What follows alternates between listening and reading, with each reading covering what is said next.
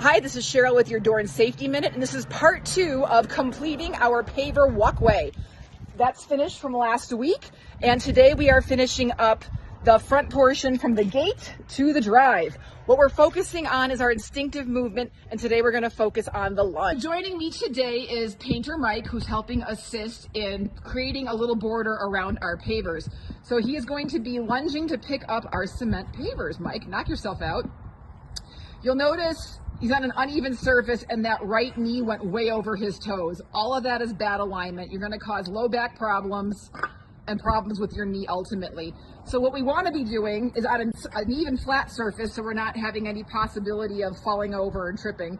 And now when we lunge down, knees are not going over toes and he's standing straight up with a proud chest. This is a much more instinctive movement for doing an actual squat all day long. So as you can see, getting the job done is great to have extra help, but it's also great to move and function properly. So we're going to thank Mike again for helping me out, and I will have a finished video of what the final project looks like. Again, this is Cheryl, and this is your Safety Minute.